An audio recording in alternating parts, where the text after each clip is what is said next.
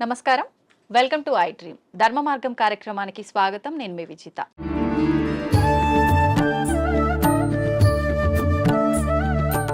నమస్కారం స్వామీజీ. హరి ఓం. స్వామీజీ 109 సంవత్సరాలు అంటే మామూలు విషయం కాదు. నేనైతే ఫస్ట్ టైం చూస్తున్నా. నిజంగా మీకు ధన్యవాదాలు స్వామీజీ.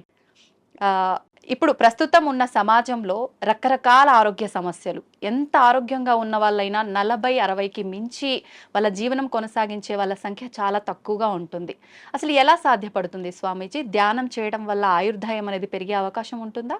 గం గణపతియే నమః, ఐం సరస్వతియే నమః, శ్రీ గురుభ్యో నమః. మా గురుగారైనటువంటి మహంత్ హిమాలయగిరిజీ మహారాజ్ వారి పాదపద్మంలోని మనసులో స్మరించుకొని వీక్షిస్తున్న టీవీ ప్రేక్షకులకు శుభము మంగళము జరగాలని కోరుకుంటూ, మనిషి ఆయురార్థం మనిషి చేతిలోనే ఉంది. బ్రహ్మ ఏదో రాశాడు అంటారు, ఎక్స్పైరీ డేటు, డిస్పాచ్ డేటు అని. అది ఒక విధంగా కరెక్ట్ అయినప్పటికీ దాన్ని మార్చుకోగలిగిన శక్తి కూడా ఆ పరమాత్ముడే యోగము అనే దాని మీద మనకి ఇచ్చాడు.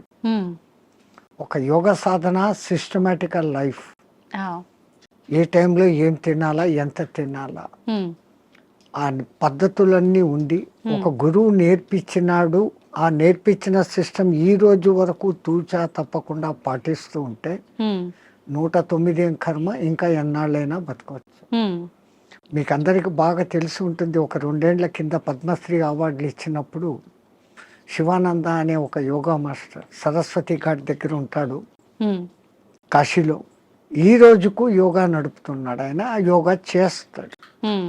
He's 124 years on the day which he's taking award. తీసుకున్నప్పుడు ఆయనకు 123, ఇప్పుడు 125. మీ లోపల ఇక్కడ లౌకికంలో తిరుగుతున్న వాళ్ళలో ఆయన మీకు కనపడతాడు. మహామహా యోగులు కొంతమంది వాళ్ళ వయసు ఇంత అని వాళ్ళకు తెలీదు, వాళ్ళ డిసిపుల్స్ కూడా తెలియదు. మరి హిమాలయాలలో ఉండి తపస్సులు చేసుకుంటున్న వాళ్ళు అట్లే ఉన్నారు.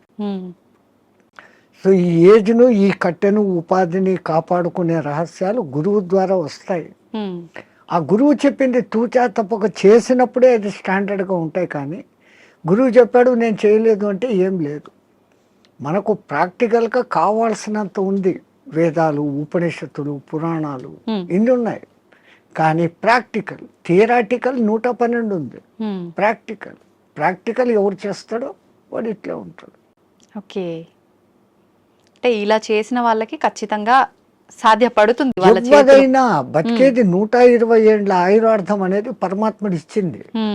మనంతకు మనమే ఒక 20 ఏళ్ళు పోగొట్టుకుంటున్నాం. ఎట్లా అంటే పెద్దవాళ్ళ దగ్గరికి పోయి మనం నమస్తే పెడితే ఆయన శతమానం భవతి అంటాడు.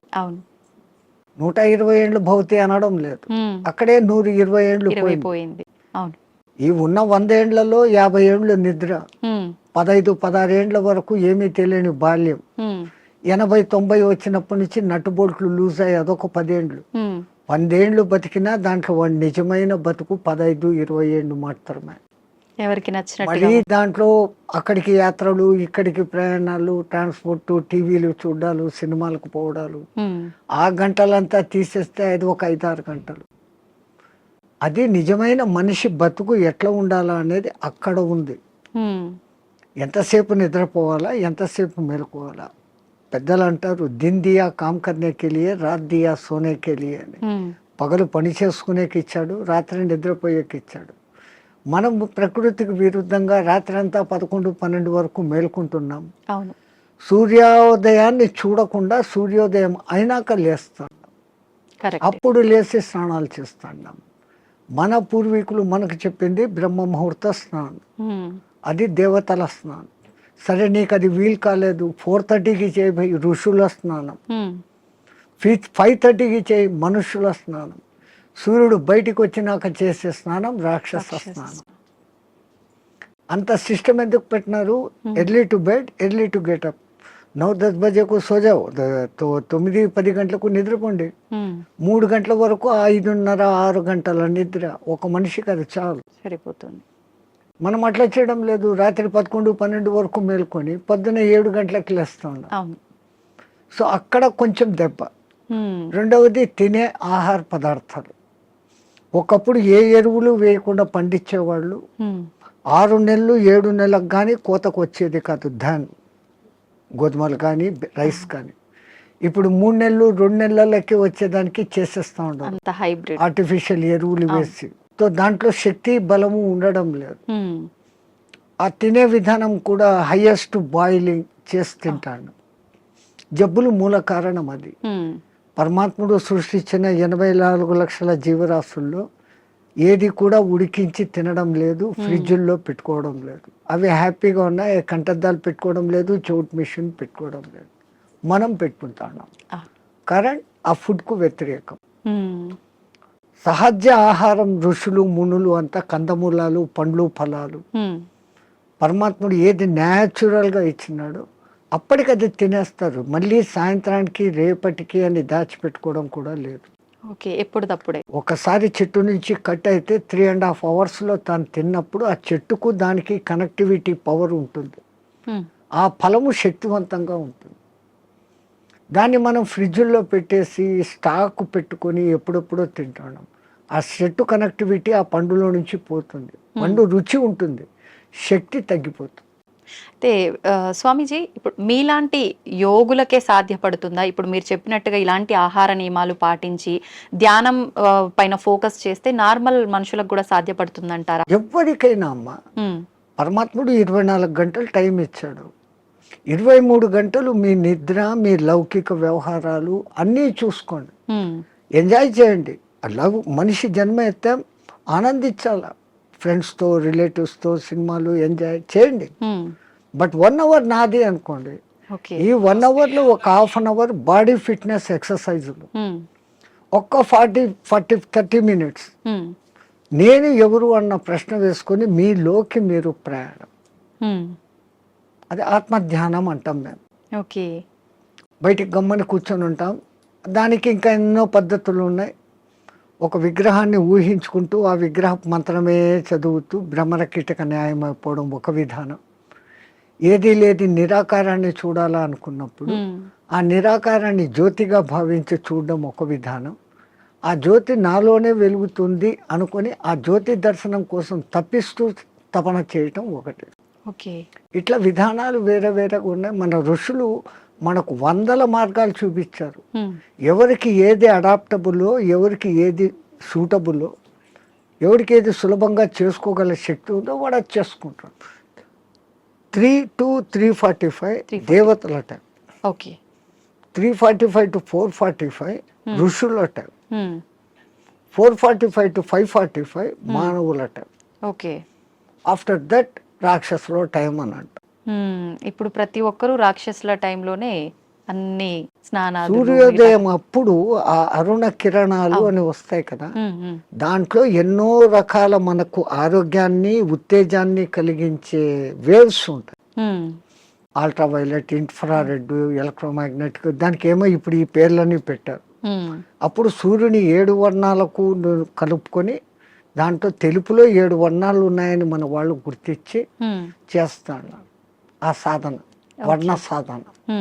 ఇప్పుడు అదే కలర్ థెరపీ అని మళ్ళీ బయటకు వచ్చింది.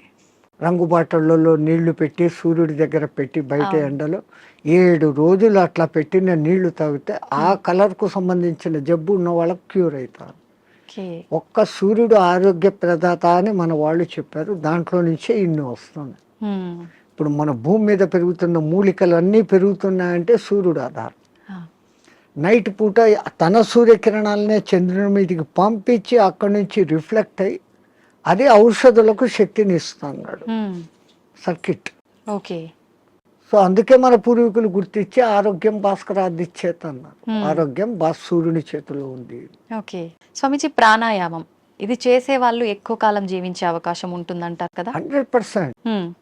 పూర్వీకులు చెప్పిన లెక్క 21,600 రెస్పిరేషన్స్, 21,600 హంస జపం సాధారణంగా ఎవడో చేసేస్తాను ఇన్వాలంటరీ. అప్పుడు ఆ ఊపిరితిత్తులు ఇంతే పని చేస్తుంది. ఇట్లా తీసుకుంటున్నాం, ఇట్లా వదిలేస్తున్నాం.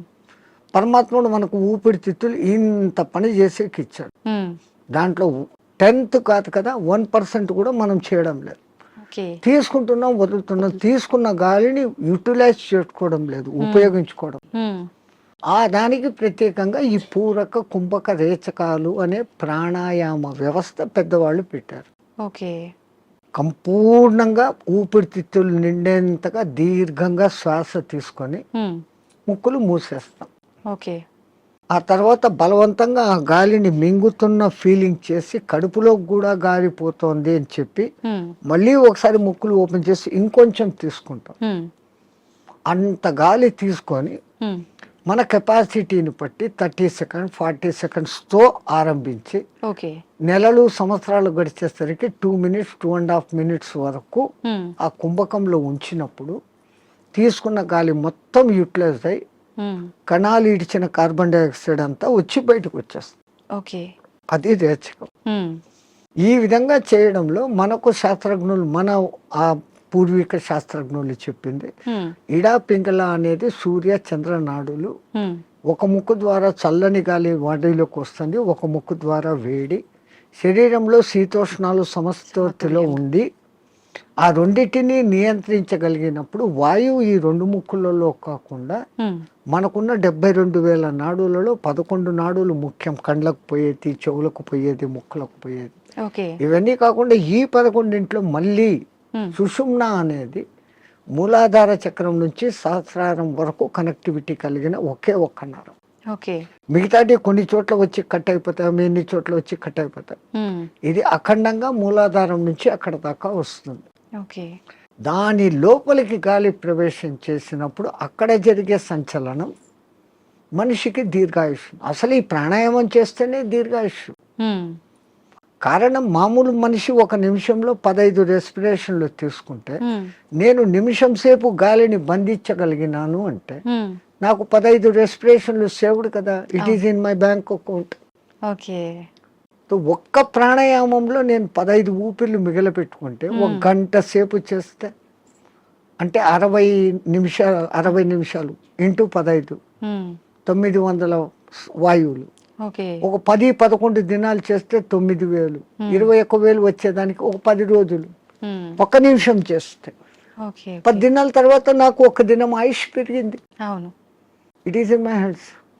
సో అదే నేను 2 నిమిషాలు చేస్తే 5 రోజుల్లోనే నాకు 1 రోజు ఆయువు పెరిగింది. అది ప్రాణాయామంలో అది రహస్యం. ఇంకా ఈ ప్రాణాయాన్ని ఇంకా బాగా డెవలప్ చేసుకొని ఇడా పింగళలో కాకుండా సుషుమ్నలోకి ప్రవేశం చేస్తూ ఎక్కిస్తూ ఆడిస్తూ ఉన్నప్పుడు ఏదో ఒక దినం మన అదృష్టము, ఆ గురు కటాక్షము, దైవానుగ్రహము ఉండి ఆ గాలి కుండలిని ప్రేరేపిస్తుంది. ఒక్కసారి కుండలిని ప్రేరణ చేసినాక ఈ ఆత్మతత్వం ఏం, సృష్టి రహస్యం ఏం, పరమాత్మ ఏం, నేను ఏం అన్న సంగతి వాడికే తెలిసిపోతుంది. ఇంకా అది బయటికి చెప్పుకునేందుకు కానీ ఆనంద స్థితిలోకి వాడు ఉంటాడు ఆ సాధకుడు. ఇది మామూలు వాళ్ళకి సాధ్యపడుతుందా స్వామీజీ? ఎవరికైనా పశుపక్షాదులకు కూడా దేవుడు ఆ కుండలిని శక్తి ఇచ్చాడు. ఇప్పుడు ఈ మా ఫిజికల్ బాడీ తయారీలో మెదడు, చేతులు, కాళ్ళు, రెక్కలు, ఇంటర్నల్ ఆర్గాన్స్, గుండె, ఊపిరితిత్తులు అని మీకు ఫిజికల్గా ఎట్లా కనపడుతున్నాయో కనపడని అంగాలు షట్చక్రాలు అనేటివి, నాడులు అనేటివి అవి విశ్వశక్తి ప్రసారకాలు. నరాలలో రక్త ప్రసరణ, ఆక్సిడేషన్ ఇది జరుగుతుంది. మన వాళ్ళు ఈ 2 రకాలుగా చూశారు. అది వ్యవహారం. అక్కడ ఆ తేడాను గమనించి వాళ్ళు ఆ సాధనాలు చేశారు. మాకు కనపడదు, అది లేదు అనుకుని వాళ్ళ లోకం, ఈ లోకమే ఈ జన్మే శాశ్వతం అనుకునేది వాళ్ళ సిద్ధాంతం. మనకు జన్మలు ఉన్నాయి అన్నది మన సిద్ధాంతం.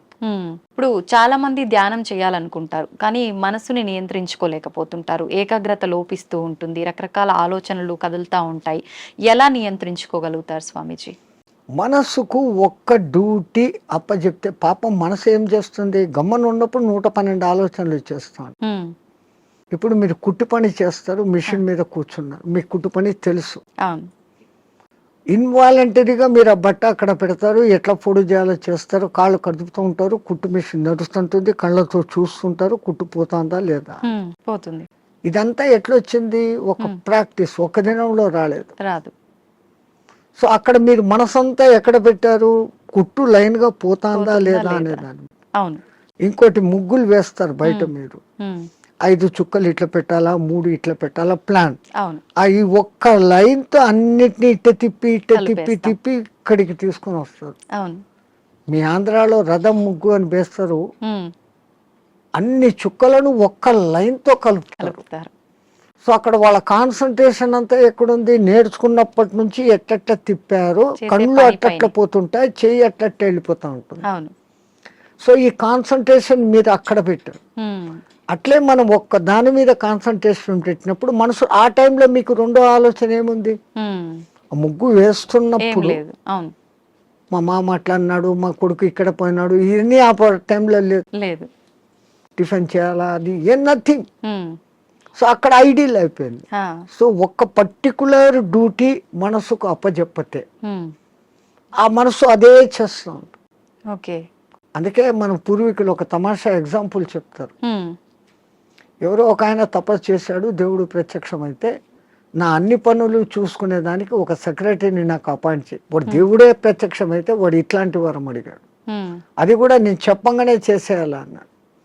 డేంజర్ రా, నువ్వు ఎప్పుడు దానికి పనులు చెప్పలేవు, అది పనులు చెప్పకపోతే నీకే తినేస్తుంది అని. ఉమ్, నో ప్రాబ్లం, నేను ఎప్పుడు పనులు చెప్తాను దానికి అన్నా. ఆ, ఆ దెయ్యం ప్రత్యక్షమైంది, నాకు ఒక 6 అంతస్తులు బిల్డింగ్ కట్టు అన్నాడు. ఉమ్, 6 అంతస్తులు బిల్డింగ్ కట్టేదానికి 2-3 ఏళ్ళు అవుతుందని వీడు అనుకున్నాడు. ఆ, అది పట్టు అనింది, బిల్డింగ్ తయారైపోయింది. ఉమ్, మహారాజ్ ఇంకేం పని అనింది, కుక్కర్ కావాలా, ఫ్రిడ్జ్ కావాలా, బెడ్ కావాలా, ఏసీ కావాలా.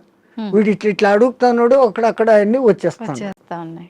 ఇంక ఏం అడిగేదానికి లేకుండా పోయింది. ఉమ్, ఇంకా దానికి పని చెప్పకపోతే వీడి పని పడుతుంది. అంతే. సో అప్పుడు వాడు గురువు దగ్గరికి పోయినాడు. ఉమ్, మహారాజ్ బుద్ధి లేక నేను ఇట్లాంటి వరం అడిగినాను, ఇది ఇట్లా చేస్తుంది అనుకోలేదు, what am I to do, క్యా కర్నా మై. ఆ, అరే ఉస్ బూత్ కో ఇతర లేకే ఆ దేయాన్ని ఎక్కడికి తే అన్నాడు. ఆ, అది వచ్చింది. మా గురువు చెప్పిన పని చేయను, దానికి కమాండ్ అన్నా. ఉమ్, అవి ఇంకోటి మాట, వీడి మాట వినాలి కదా. అవును. వీడు చెప్పినాడు, మా గురువు చెప్పినట్టు చేయన్నాడు. ఉమ్, ఓకే మహారాజ్, గురు మహారాజ్ ఏం చేయమంటారు. ఆ, అక్కడ ఒక తాటి చెట్టు ఉండేది, దాన్ని ఎక్కువ దిగు అన్నాడు. అది ఈ రోజుకు ఎక్కి దిగుతానే ఉంది. ఆ, సో టెక్నిక్. అవును. అట్లా ఇదే దృష్టి, మనం ధ్యాస, నేను చెట్టు ఎక్కుతున్నాను, ఈ చెట్టులోకి శ్వాస ఎక్కి దిగుతా ఉంది, ఓకే. దాన్ని అబ్జర్వ్ చేస్తూ ఉంటే మీ మనస్సుకు ఉమ్, ఇప్పుడు ఇంకా అదే డ్యూటీ. అవును. అవును. దానికి రెండో డ్యూటీ లేదు, ఆ దేయానికి రెండో డ్యూటీ, మనసుకు రెండో డ్యూటీ లేదు. లేదు. ఈ ఎక్కి దిగడం గమనించడం, ఉమ్, అదే ప్రాణాయామ ప్రక్రియలో కూడా. ఓకే. దాన్ని మంత్రంతో జోడించి చేస్తే ఇంకా శక్తివంతం. ఓకే. మన బాడీలోని కణకణము మంత్రబద్ధమైతూ ఒకానొక దినానికి ఈ మాంసపిండం మంత్రపిండం కాగలుగుతుంది. ఉమ్, మంత్రంతో అనుసంధానం చేస్తారు. ఓకే. మంత్రాలు చదవలేని వాళ్ళు ఉంటారు, ఉమ్, మాకు మంత్రాలు ఇష్టం లేదు, మేము మతం కాదు అనేవాళ్ళు అంటే ఉంటారు. మంత్రం ఎవరికి వాళ్ళు చెప్పుకోవాలా స్వామీజీ, ఉపదేశం తీసుకోవాలా గురువుల దగ్గర నుంచి? అందుకే గురువు అవసరం, గురు బినా విద్యా నహి అని. ఆ, కొన్నాళ్ళు ఆయన దగ్గర శిష్యరికం చేసినప్పుడు వీడు దేనికి సూటబుల్, ఉమ్, నేను ఇచ్చే విద్యను వీడు సద్వినియోగం చేస్తాడా, దుర్వినియోగం చేస్తాడా. ఉమ్, అందుకే పాతకాలంలో కొన్నాళ్ళు నా దగ్గర సేవ చేయి అంటారు. ఉమ్, మన మెంటాలిటీ అర్థమవుతుంది. ఓకే. వాడు సిడ్ఫిరా అయితే కనుక నేనేం నీ దగ్గర సేవ చేసేది, నాకు ఇంత పైసా ఉంది అంటాడు. ఆ, ఆ వినయత ముందు మనిషిలో ఉండాలి. ఉమ్, ఆయన దగ్గర ఈ పని చేస్తే నాకు మంచి జరుగుతుంది అనే విశ్వాసం ఉండాలి. ఉమ్, ఈ రెండు ఉన్నప్పుడు ఆ గురువు గాడిదను చూపించి ఇది దేవుడు, దీన్ని పూజ చేయంటే చేసినప్పుడు ఆ గాడిదలోనే నీకు దేవుడు కనపడుతుంది. ఓకే. పైలా విశ్వాస ప్రథం సోపాన్. విశ్వాసం అనేది అన్నిటికీ ఉండాలి. మించిన శక్తి. ఓకే. ఇక్కడ ఒకటి అచీవ్ చేయాలనుకున్నప్పుడు దాని మీద నేను చేయగలనా లేదా ముందే డెసిషన్ చేసుకోండి. ఉమ్, గురువు ఒక మంత్రం ఇచ్చాడు, ఈ అనుష్ఠానం ఇట్లా చేయాలా, రోజు లేచి ఈ అగ్ని తర్పణాలు చేయాలా, ఉమ్, ఇవన్నీ నేను చేయగలనా లేదా అనుకున్నప్పుడు గురుదేవా ఇవ్వండి అనాలి. ఆ మంత్రం తీసేసుకున్నాను, నేను చేసుకోలేదు, ఉమ్, దాన్ని చేయాల్సిన రీతిలో చేయకపోయినప్పుడు ఏం ఫలితం. ఓకే. సైకిల్ మోటార్ మీ దగ్గర ఉంది, ఉమ్, దానికి పెట్రోల్ పోసేది పని ఉంది కదా. అవును. పెట్రోల్ పోకుండా నేను కొనుక్కున్నాను 1,00,000 పెట్టి పోవాలా, ఇది అంటే ఎట్లా పోతుంది, పెట్రోల్ పోయాలా. అవును. అప్పుడప్పుడు దానికి ఏదో ఆయిల్ పోయాలా, రిపేర్ మైనర్ రిపేర్స్ చూసుకోవాలా, ఉమ్, అప్పుడు ఆ బండి పోతుంది. ఓకే. లైక్ దిస్ సేమ్ ఒక సిస్టమ్ ప్రాసెస్ అని గురువు చెప్పినప్పుడు ఆ ప్రాసెస్ అంతా చేస్తున్నప్పుడు అది మిమ్మల్ని ఉద్ధరిస్తుంది. ఓకే స్వామీజీ, హిమాలయాలు అనగానే మనకు అక్కడ ఇలా కొన్ని ఏళ్ల పాటు ధ్యానం చేసే వాళ్ళు ఉంటారని చెప్పి వింటుంటాం. నిజంగా అలాంటి వాళ్ళు ఇప్పటికీ ఉన్నారంటారా? 100% ఎంతో మంది. ఆ హిమాలయాలు అనే దానికి ముందు మా అనే అక్షరం పెట్టుకొని చదవండి. మహిమ ఆలయాలు. ఓ, మన దేశం మొత్తంలో చాలా కొద్ది ఆలయాలు ఉన్నాయి. ఆ లయాలు అంటే అందులో లయం. హిమ ఆలయం అంటే హిమములో లయం కావడం. హిమం అంటే ఏంటి? మంచు. నీటికున్న 3-4 లక్షణాలలో ద్రవస్థితి, ఘనస్థితి, అవును, ఆవిరి స్థితి, దాని తర్వాత ప్లాస్మా స్థితి. ఇది ఏది కానిది మంచు స్థితి. ఓకే, అది అట్లా నీళ్లు కాదు, ఇట్లా ఘనాకార ఐస్ కాదు. మంచును బాగా ప్రెస్ చేస్తే అప్పుడు మీకు ఐస్ అవుతుంది. ఇది మధ్యస్థ స్థితి. మంచు అంటాం, హిమము అంటాం. నిజంగా దానికి మహిమము, మహిమ కలిగిన పదార్థం. అది అక్కడంతా వ్యాపించి ఉంటుంది. ఆ మంచి చల్లని వాతావరణము, కొన్ని రకాల ఔషధి మొక్కల నుంచి వచ్చే గాలి, మన పూర్వీకులు తపస్సు చేసిన వాళ్ళ యొక్క వైబ్రేషన్స్. దేవతలు కూడా అక్కడ తపస్సు చేశారు, గొప్ప గొప్ప ఋషులు తపస్సు చేశారు, ఇప్పుడు చేస్తున్న వాళ్ళు ఉన్నారు. వాళ్ళ యొక్క వైబ్రేషన్స్ ఆ ఏరియాలో ఉంటాయి కాబట్టి మనం తొందరగా దానికి అకష్టమవుతాం. అందుకని అవి ఎప్పటికీ హిమ ఆలయాలు అందులో లయం అయ్యేదానికి చూపిస్తూ ఉండే మార్గాలు. స్వామీజీ, వాళ్ళు అలా కొన్ని ఏళ్ల పాటు ధ్యానంలో ఉన్నప్పుడు ఆకలి, దప్పికలు, నిద్ర ఏమీ ఉండవు, అలా ధ్యానంలోనే ఉండిపోతారంటారు కదా. అలా ఉండడానికి అంటే వీళ్ళు ఎన్ని ఏళ్ల పాటు వాళ్ళు సాధనమ్మా. ఏది ఇప్పుడు నేను చెప్పాను, ఏది సాధించాలన్నా సాధన. మీ తెలుగులో సింపుల్ పద్యం, సాధనతో పనులు సమకూరు ధరలోన విశ్వదాభిరామ వినర. సాధన దేనికి కూడా, ఏది చేస్తే కూడా సాధన. స్వామిజీ, మన సనాతన ధర్మంలో ఓంకారానికి చాలా ప్రత్యేకత ఉంది. అది ఓంకారం కాదు, ఔంకారం. మీరు మనం పలకడమే దాన్ని తప్పు పలుకుతున్నాం. మనం మాట్లాడుతున్న ప్రతి మాటల్లో ఎక్కడో ఒక చోట అకారము, ఉకారము, మకారము ఉంటాయి. ఓకే, అకార, ఉకార, మకార, అర్ధమాత్ర ఇది ఓంకార. అర్ధమాత్ర మకారం అన్నాడు, ప్లస్ ఆ. ఓకే, అర్ధమాత్ర అంటే ఔం అని ఉచ్చరించినప్పుడు అకారము, ఉకారము రెండూ పలకబడి మూకారం దీర్ఘమవుతుంది. ఓకే, అకారం అన్నప్పుడు మీ స్థూల శరీరం, ఉకారం అన్నప్పుడు సూక్ష్మ శరీరం, మూకారం అన్నప్పుడు కారణ శరీరం. ఓకే, ఇంకో విధంగా చెప్పాలంటే అకారం అన్నప్పుడు జాగృత్ అవస్థ, ఉకారం అన్నప్పుడు నిద్రావస్థ, మూకారం అన్నప్పుడు సుషుప్తి అవస్థ. సుషుప్తిలో మనం ఆత్మస్థితిలో ఉన్నాం. మేలుకొని ఆత్మస్థితిలో ఉండేదానికి పరమాత్ముడు మనకి ఇచ్చిన అత్యంత గొప్పది, విశ్వమంతా వ్యాపించి ఉన్న శబ్దం ఏదైతే ఉందో అది ఓంకారం. ఓంకారం కాదు, ఓంకారం. అయితే మనం ఇప్పుడు మీరు చెప్పినట్టుగా చూస్తే ఎవ్వరం కూడా కరెక్ట్గా దాన్ని పలకట్లేదనే చెప్పాలి, సాధన చేయట్లేదనే చెప్పాలి. మరి అక్కడే గురువులు చెప్పేది ఈ వివరమంతా చెప్పి, ఒరే నాయనా ఇట్లా ఉచ్చారణ చేయి అన్నప్పుడు విశ్వమంతా వ్యాపించున్న ఆ శబ్దంతో మన శబ్దము అనుసంధానం అవుతుంది.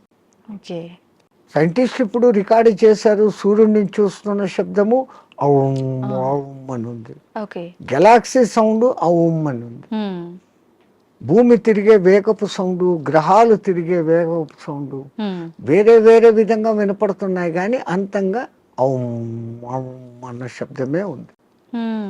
సో దాన్ని ఇట్లా అట్టాడు చేసినప్పుడు ఔం ముక్కుల ద్వారా వదులుతున్నాం, మనం చేసేది ఓ అంటున్నాం నోటి ద్వారా. ఓడ, అవును, అవును అనేది రావడం లే. అవును అనే దాని పక్కన శూన్యం పెట్టినప్పుడు ఔం. అకార, ఉకార, మకారాలు 3 పలకపడతాయి. ఇక్కడేం జరుగుతుంది? ఓ అంటున్నాం, నోటి ద్వారా గాలిపోతాం. సో మనం పూర్ణ ఫలితం పొందలేదంటే చిన్న పొరపాటు అక్కడ ఉంది. అది ఎందుకు అంత రహస్యంగా పెట్టి గురువులు శిష్యులకే చెప్పినప్పుడు దాన్ని అర్థం చేసుకుని వాడు చేస్తున్నాడు. అందరికీ చెప్పాలా అంటే దానికి అర్హత ఉండాలి, ఆ ప్రాప్తత ఉండాలి. ఓకే.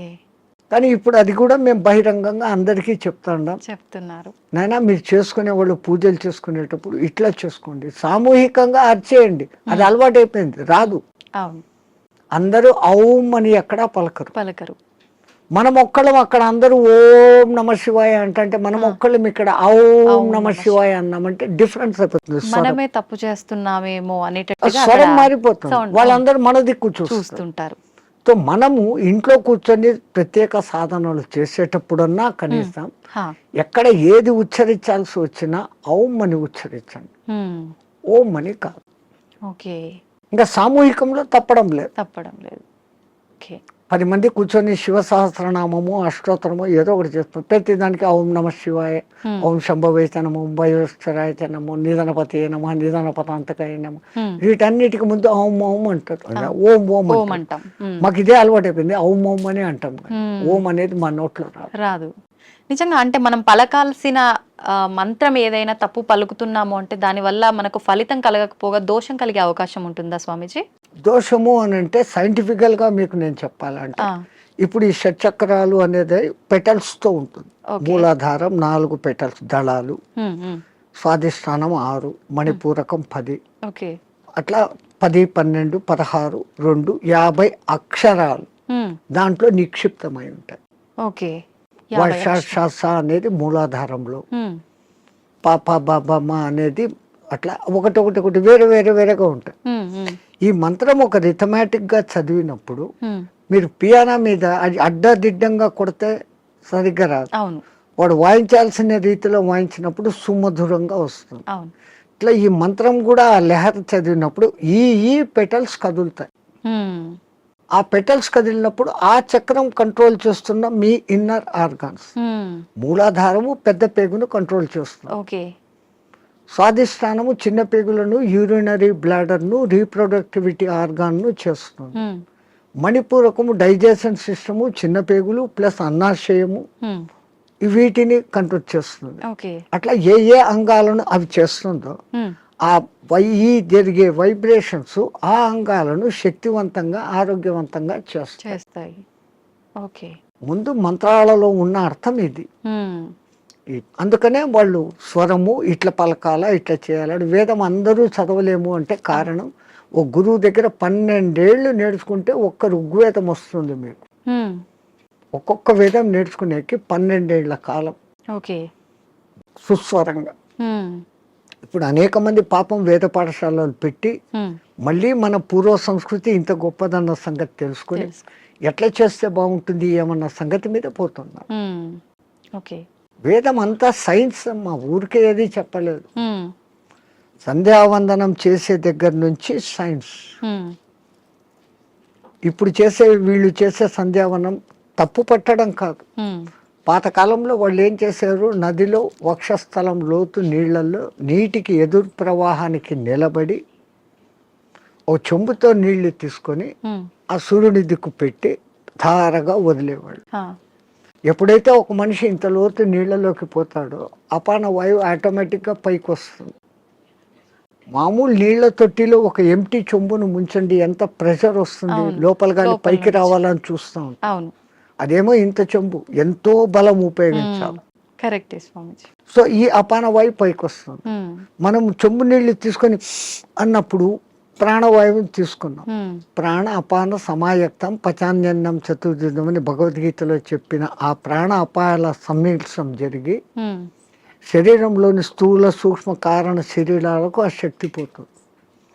ఆ ధార అట్లా వదులుతున్నప్పుడు సూర్యకిరణాలు ఆ ధారలో నుంచి ఫిల్టర్ అయ్యి వచ్చి ఇట్లా పెట్టి పోసేటప్పుడు సరిగ్గా మన షట్చక్రాలు ఉంటాయి.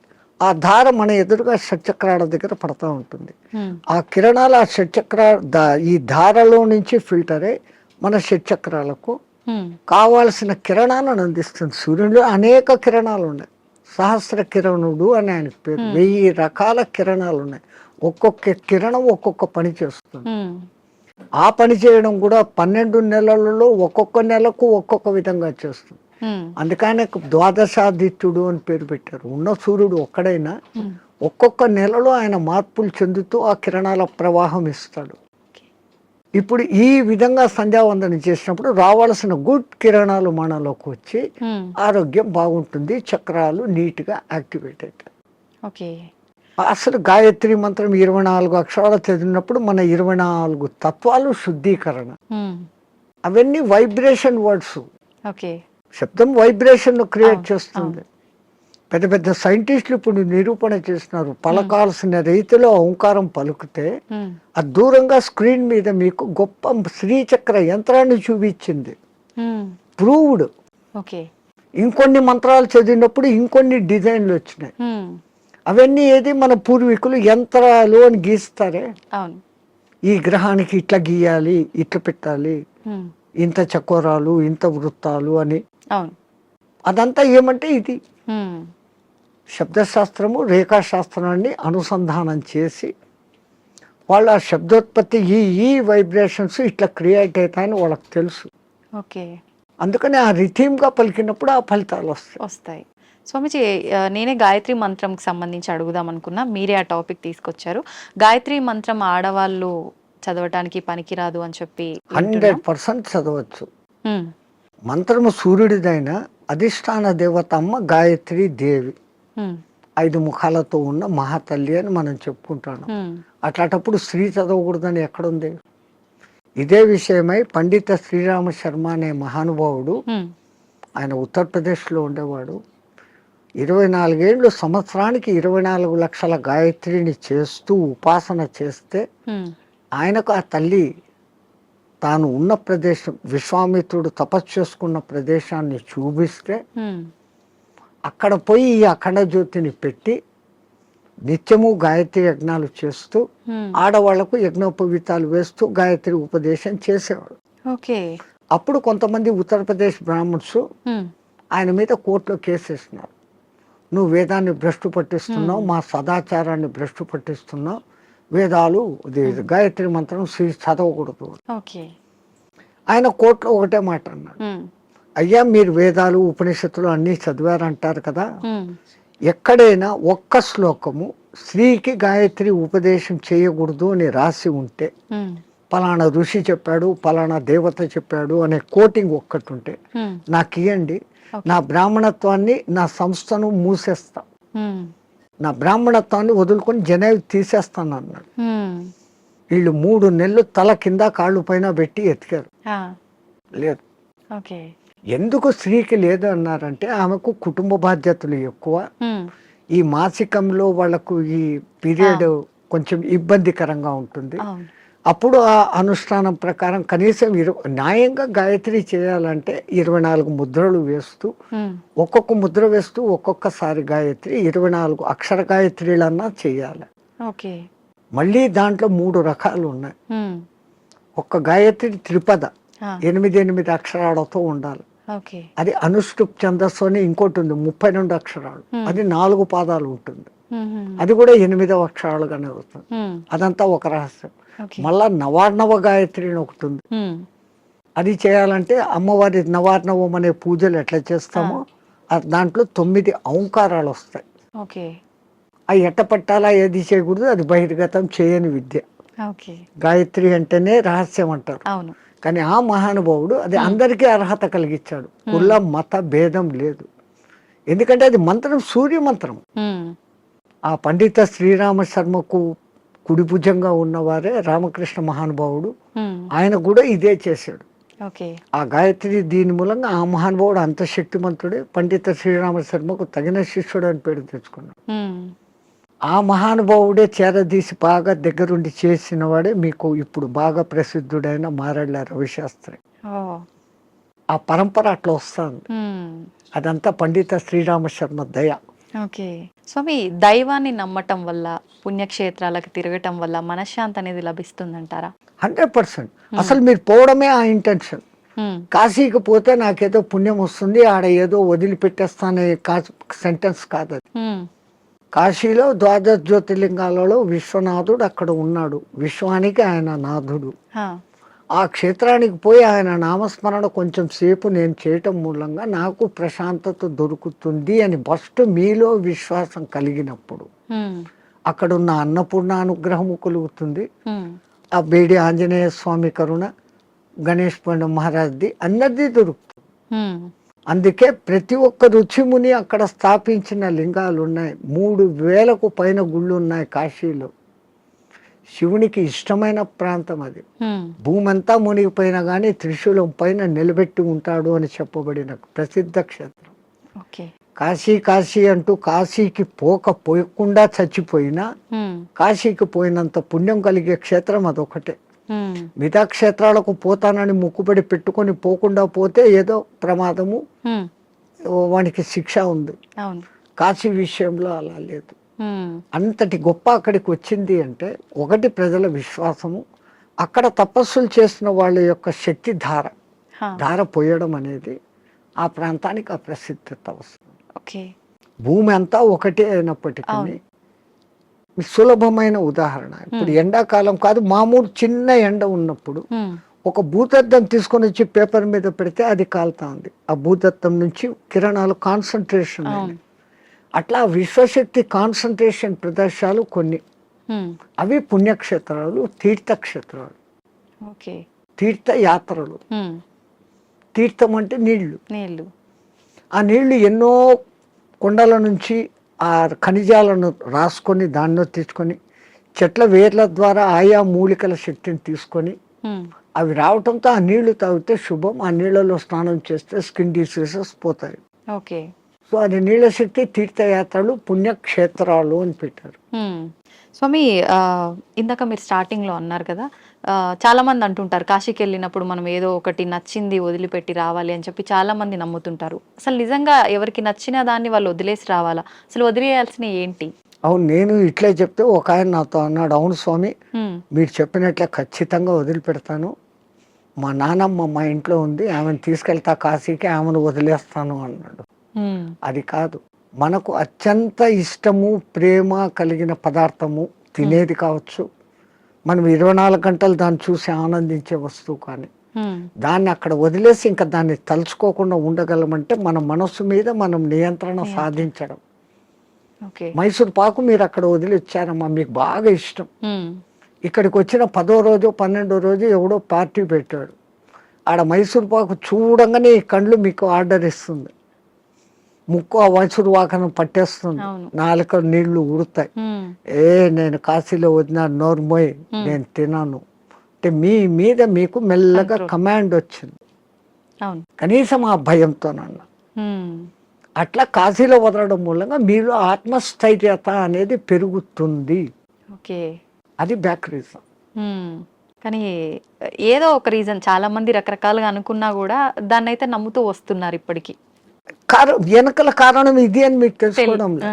అవును. అక్కడ మీకు ఆత్మస్థిరత, ధైర్యము అనేది పెరుగుతుంది, okay. Self confidence. Um, I can able to do this without that. అది లేకుండా నేను ఉండలేను అన్న వాళ్ళు, అవును. అది లేకుండా ఎదురుగా కనపడుతూ కూడా అది లేకుండా ఉండగలిగిన స్థితి అంటే మీలో ఎంతటి స్టెబిలిటీ వచ్చినట్లు, అది ఆత్మస్థైర్యం. ఉమ్, మన పూర్వీకులు ఏది చేసినా అంత ఆలోచనతో. ఉమ్, నీలో ఆత్మశక్తి పెరగాలంటే నీకు అత్యంతగా ఇష్టమైంది అక్కడ వదలాలి. ఎందుకంటే ఆ కాలంలో కాశీ యాత్ర జీవితంలో ఒక్కసారి. అవును. ఆ 1000 కిలోమీటర్లు నడిచిపోయి మళ్ళీ వెనక్కి వస్తాడు. కాటికి పోయినవాడు కాశీ, అదేమో సామెత ఉంది మీ దాంట్లో, కాశీకి పోయినవాడు కాటికి పోయినవాడు ఒకటి అని. అవును, అవును, మళ్ళీ తిరిగి రారు అని చెప్పి. ఆ కాలం అట్లుంది, అడవులలో పోవాలి, దారిలో జంతువులు, వాతావరణం మారిపోవచ్చు. అవును. ఇన్నిటినీ తట్టుకొని అక్కడికి పోయి మళ్ళీ రాగలిగినాడంటే వాడు దేవునిగా పూజించేవాడు. ఉమ్, రెండవది, వాడు వచ్చేటప్పటికి అక్కడ కాశీలో నేను పలానా వదిలేసి వచ్చాను మోనుకున్నాను అన్నప్పుడు వాళ్ళలో ఇక్కడ ఆత్మశక్తి పెరిగి ఉమ్, వాడు ఇక్కడ ఎవరికి ఏ మంచి మాట చెప్పినా అది జరిగిపోతుంది, వాక్ శుద్ధి వస్తుంది. Um, so when you develop your confidence you can able to do anything. Okay. So to develop your confidence um, అక్కడ పోయినాక ఒకటి వదిలి ఉమ్, వదిలిన వాళ్ళు బెనిఫిట్ పొందుతారు. స్వామి, చాలా మంది అంటుంటారు, అంటే ఇప్పుడు ఇందాక మీరు చెప్పినట్టుగా వెళ్ళిన వాళ్ళు తిరిగి రారేమో అన్న ఒక ఉద్దేశంతోటో మరేంటో తెలియదు, కానీ చాలా మంది నమ్మకం ఏంటంటే పిల్లలు ఉండి వాళ్ళ పెళ్ళిళ్ళు అన్నీ అయిపోయిన వాళ్ళు మాత్రమే కాశీకి వెళ్ళాలి, దర్శించుకోవాలి, అవన్నీ అవ్వని వాళ్ళు కాశీలోకి పోయి సస్తే మోక్షం అనుకుంటే కాదు. ఉమ్, నాకు తెలిసి ఒక మంచి కోటీశ్వర దంపతులు ఉమ్, 3వ తరాన్ని కూడా చూసేశారు. ఓకే. ఆ 3వ తరం కూడా 18 ఇయర్స్కి వచ్చింది ఉమ్, మనవాళ్ళు. హా, ఇంకా ఇంత అనుభవించిన కాశీలో పోయి చచ్చిపోతాం, వయసు కూడా అయిపోయింది, అయిపోయింది కదా. 80 ఏళ్ళు వచ్చినాయి. ఇద్దరు లవ్ మ్యారేజ్, ఇద్దరికి 80 ఏళ్ళు భార్యాభర్తకి. ఆహాహా. బట్ డబ్బు ఉంది, అక్కడ మంచి బిల్డింగ్ కొనుక్కున్నారు, 4 సర్వెంట్లను ఎత్తుకుపోయినారు, ఉమ్, వంట వండేకి పనులు చేసుకునేకి. రోజు పోయి స్వామి దర్శన్ వస్తూ ఉన్నారు. ఉమ్, ఎప్పుడో ఒకసారి బంధువులు ఫోన్, బిడ్డలు వాళ్ళది. అంత ఆధ్యాత్మిక. ఓకే. మర్జాయంగే అంటున్నారు. 7 ఏళ్ళైంది, 8 ఏళ్ళైంది, 10 ఏళ్ళైంది. ఉమ్, ఇక్కడ ఈ 18 ఏళ్ళ బిడ్డలు 28 ఏళ్ళ వయసుకు వచ్చినారు మన్మళ్ళు. వాళ్ళకి మ్యారేజ్ ఉమ్, ముగ్గురికి ఒకేసారి కుదిరింది, వేరే వేరే కమ్యూనిటీ హాల్. ఓకే. తాత పెళ్ళి మాది అంటే, అరే ఇక్కడ కాశీలో ఉండి 15 ఏళ్ళు అయిపోయింది, ఉమ్, 95కి వచ్చినాం, అక్కడ గంగ నీళ్లు తాగి రోజు శివప్రసాదాలు తిని ఇంకా పుష్టి తయారైనారు. Um, they can able to see, they can able to hear everything. అంతా ఆయన బాగుంది. ధ్యానంలోనే. అరే ఇంకా ఉంటాం కదా, ఒకసారి పెళ్లి చూసుకొని వస్తామని ఆ, ఫ్లైట్లో వచ్చినారు. ఓకే. పెళ్లి చూసుకున్నారు, రాత్రి పడుకున్నారు. పడుకున్న వాళ్ళు పడుకున్నట్లే జయ శ్రీరామ్ అయిపోయినారు. ఇద్దరు వాళ్ళకు కాశీలో మరణం లేదు. ప్రాప్తం లేదు. అరే, అందరికీ మరణము సాధ్యమా? అలా అని మరి కాశీలో ప్రాప్తం లేదని అక్కడే ఉంటే ఎప్పటికీ మరణం ఉండదనేది కూడా. ఆ మాటకు వస్తే తల్లి, ఇప్పుడు గంగలో మునిగితే నాకు పుణ్యం వచ్చేస్తుంది అనుకుంటే, గంగలోనే ఉండే చేపలు, కప్పలు, ముసళ్ళు అవి అక్కడే పుట్టాయి, అక్కడే పెరిగాయి. ఒక్కసారి గంగా స్నానం చేస్తే, ఉమ్, సరే మీరు కాశీలో పొద్దున్న నుంచి సాయంత్రం వరకు 10 సార్లు గంగా స్నానం చేశాను అంటారు, ఉమ్, కానీ మీరు చేసింది ఒకటే స్నానం. ఉమ్, మీరు స్నానం చేయగానే ఆ నీళ్లు ఫ్లో పోయినాయి కదా. అవును. ఆ తల్లి నిరంతర ప్రవాహం, ఎప్పుడూ కొత్త నీళ్ళు అక్కడ ఉన్నాయి. ఉమ్, స్నానం చేస్తే నాకు పవిత్రత వచ్చేసింది గంగలో చేస్తే అని కాదు. ఉమ్, గంగలో స్నానం చేసే ముందు ఇంతకు ముందు నా గత జన్మ బుద్ధులు, గత జన్మ కాదు, నా గత జీవితం బుద్ధులు, ఆ, లక్షణాలు మార్చుకుంటాను. ఓకే. నేను ఇంక మీద అట్లా ఉండను. అక్కడ మిమ్మల్ని మీరు జస్టిఫై చేసుకొని, ఉమ్, తల్లి నాకు ఆ బుద్ధి ప్రసాదించు అని మునిగి లేచి, ఉమ్, ఆ మాట ప్రకారం మీరు ఇక్కడ ఉన్నారంటే మీకు మోక్షము ముక్తి. ఉమ్, అంతే తప్ప ఆడపోయి 100 మునగటం మునకలు వేసి వల్ల ఈడు వచ్చి అత్తమామల్ని తిట్టో, అమ్మా నాన్నలను తిట్టో, ఉమ్, ఉమ్, భర్తని హింసించో, భార్యను హింసించో, సంవాట్ మగ ఆడ ఎవడైనా చేసేది. ఈ తప్పులన్నీ ఇక్కడ చేస్తూ, నేను పోయి గంగలో 6 సార్లు మునిగొచ్చాను, నేను సస్తే మోక్షానికి, నువ్వు ఓకే. నువ్వు అక్కడ మార్పు చెందేదానికి మునగాలి. ఓకే. అందుకే పాతకాలంలో అక్కడ మునిగేటప్పుడు పంతుళ్ళు మీ చేత ఉమ్, 10 మంత్రాలు చెప్పిస్తారు. దశ హరాయే గంగాయే స్వాహ. ఉమ్, మనం శారీరకంగా, మానసికంగా, వాక్కు రూపంలో ఉమ్, 10 రకాల తప్పులు చేస్తాం. ఉమ్, ఈ 10 తప్పులను క్షమించు, ఈ తప్పులు నేను మళ్ళీ చెయ్యను, అది ఉండాలి. ఆ, కరెక్టే స్వామీజీ. ఆ దేవుడా నేను చేశాను, నన్ను క్షమించు, మళ్ళా పోయి అదే చేస్తాను, ఉమ్, నో యూస్ కదా. అవును. Do not repeat. మళ్ళీ చెయ్యకూడకుండా ఉండగలిగితే అప్పుడు ఆ కాశీలో స్నానం చేసిన పుణ్యం. కాశీనే కాదు, ఏ నీళ్ళలో, నర్మదా, ఉమ్, కావేరి, గోదావరి, కృష్ణ, కితనే హై. అవును స్వామి. కాశీలో మరణించిన వారికి చెవు ఇలా పైకి వచ్చినట్టుగా ఉంటుందని చెప్పి అంటుంటారు కదా, నిజమేనా? సైంటిఫికల్ గా కూడా ప్రూఫ్ అయింది. ఎందుకని అట్లా?